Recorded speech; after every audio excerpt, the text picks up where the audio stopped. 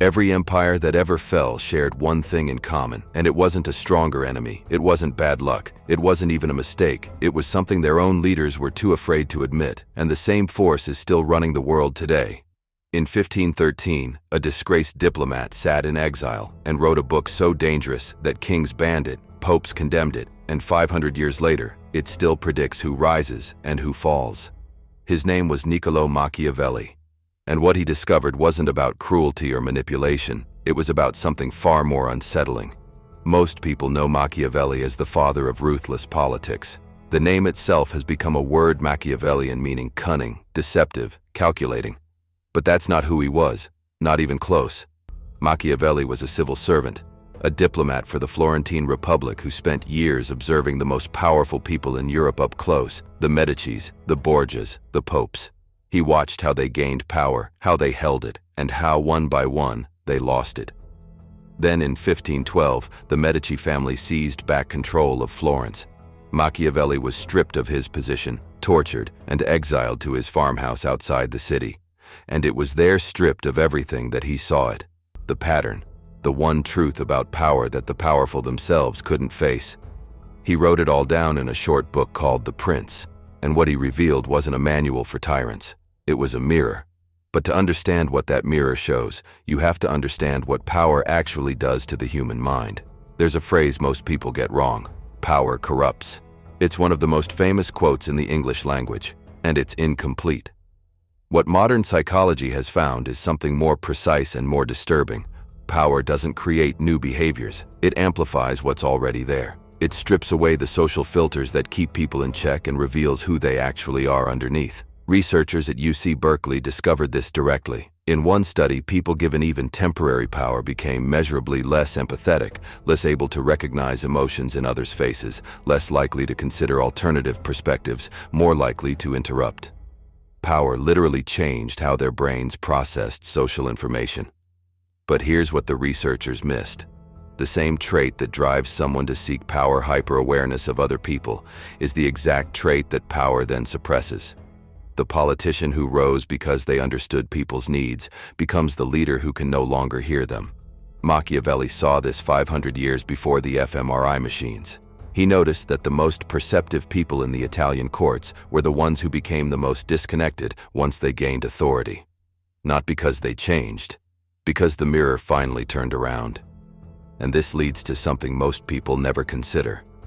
The most powerful people in history weren't the most confident. They were the most afraid. Julius Caesar was told directly about the plot against his life. A soothsayer warned him. His wife warned him. His own instincts warned him. He walked into the Senate anyway, not out of bravery, but because the one thing powerful people fear more than death is appearing weak. Power makes the act of admitting vulnerability impossible, even when survival depends on it. Stalin knew this on an industrial scale. His paranoia wasn't irrational.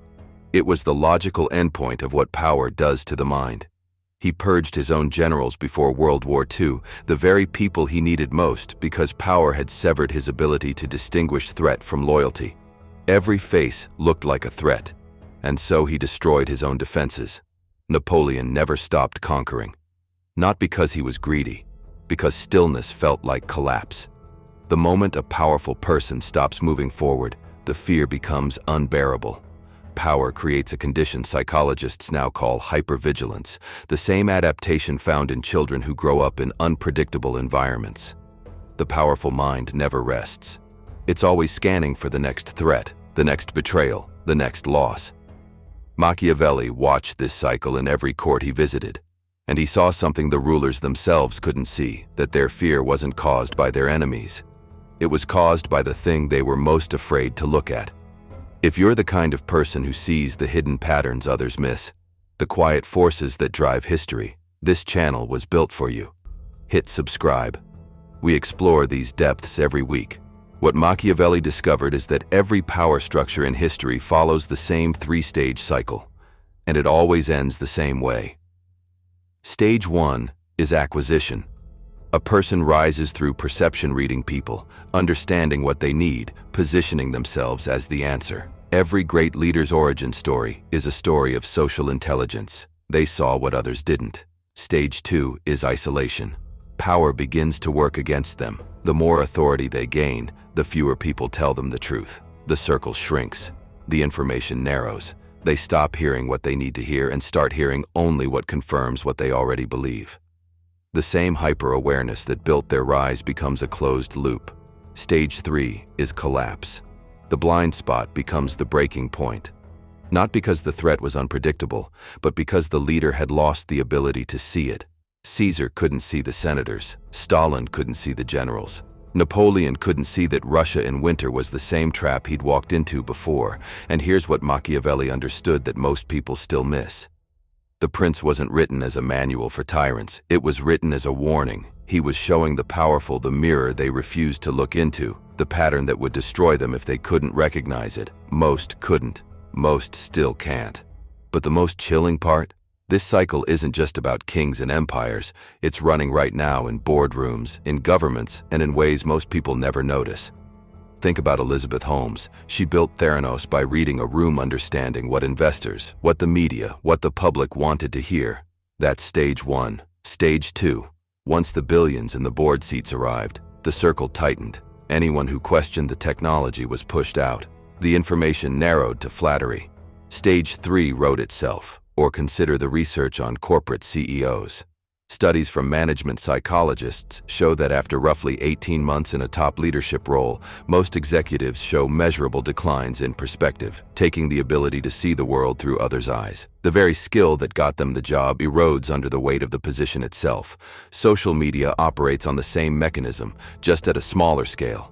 Every follower, every like, every notification is a microdose of power, and it produces the same psychological effect: amplified confidence, reduced empathy, narrowed perspective.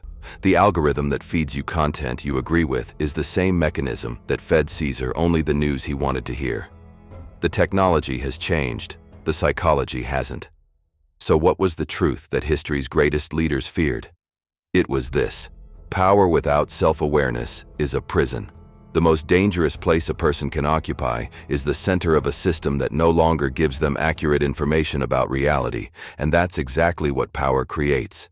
It builds walls of agreement, corridors of confirmation, and a throne room where everyone tells you what you want to hear. Machiavelli's mirror showed this clearly. He didn't write a guide for domination. He wrote a map of the trap. And most people then and now walk straight into it. The most powerful person in any room isn't the one who controls others. It's the one who understands the psychology of power well enough to see the trap before it closes. Machiavelli didn't write a manual for tyrants. He wrote a mirror, and most people are too afraid to look. If this made you see power differently, subscribe and turn on notifications. We explore the hidden patterns behind history, psychology, and human behavior every week. One question for you. Which historical leader do you think fell victim to this cycle? Drop it in the comments. The patterns are everywhere once you start looking.